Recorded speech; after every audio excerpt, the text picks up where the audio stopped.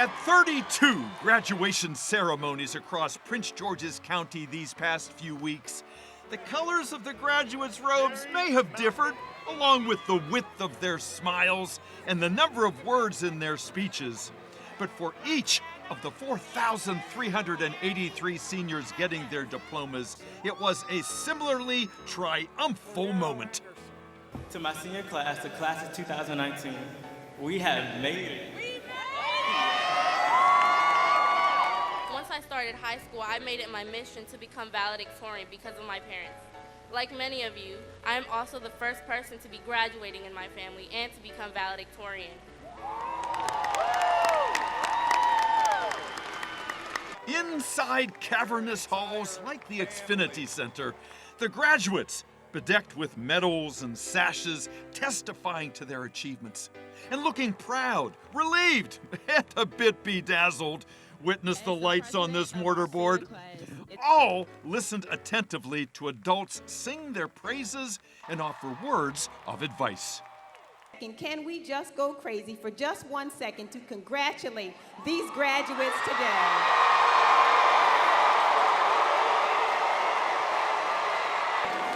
I bring you heartfelt greetings on behalf of our 22,000 amazing employees in the Prince George's County Public School family.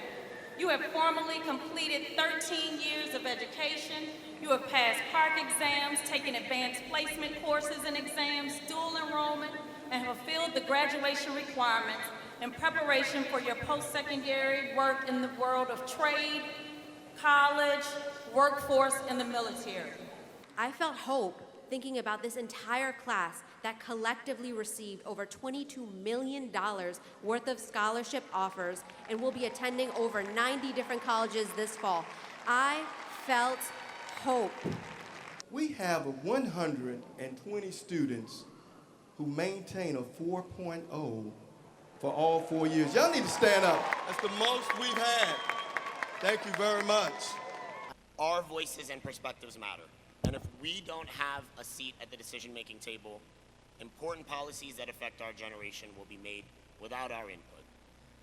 So continue to stay engaged with your community as an active citizen, wherever you go, whatever career path you decide to choose, and make sure that you register and go vote. Among the most poignant commencement moments were the stories of students overcoming odds and setbacks, the often dire circumstances before graduation day's pomp. Listen to a valedictorian's desperate challenges in her native Nigeria. Back home in Nigeria, we barely had light. Oftentimes, I had to use lantern to do my homework. I had no Wi-Fi, computer, laptop, iPhone, or iPad. And listen to a salutatorian who lost her mother and had to somehow carry on. After my mother's death, I became motivated to change the status quo. I got honor roll in elementary school for a couple of years, but never the principal's honor roll. Middle school, my grades plummeted. I hung out with the wrong people, and it showed. So please keep in mind that in these moments of your life, when you are the most vulnerable and the most impressionable due to a reasonable surge of emotions, please be careful who you surround yourselves with. And finally, empathize with a young man who found failure to be the greatest of motivators. I took 3 APs my junior year. I'm not proud to say it, but I took them lightly and I failed all of my AP exams. I'm sorry, Mom. But this taught me that failures are a part of life, which teaches us to try even harder and grow from them and try not to make the same mistakes again. At each ceremony, there were plenty of tears, but there were far more hugs and handshakes and sheer exuberance as diplomas were formally presented. So excited were some graduates that they almost left behind the paper that they came for.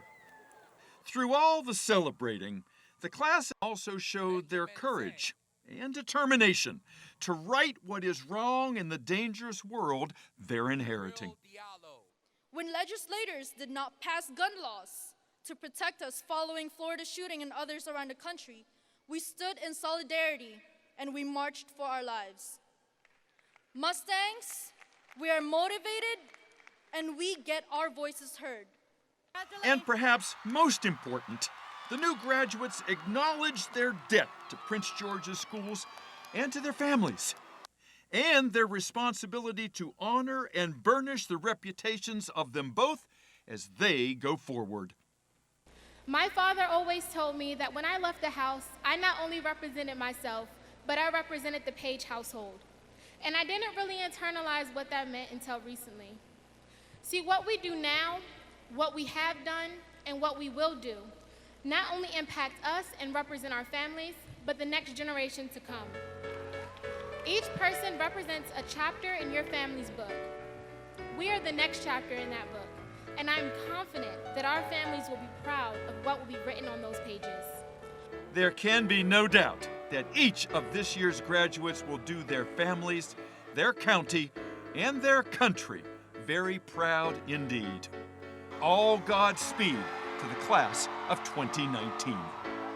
This is Dave Zarin reporting.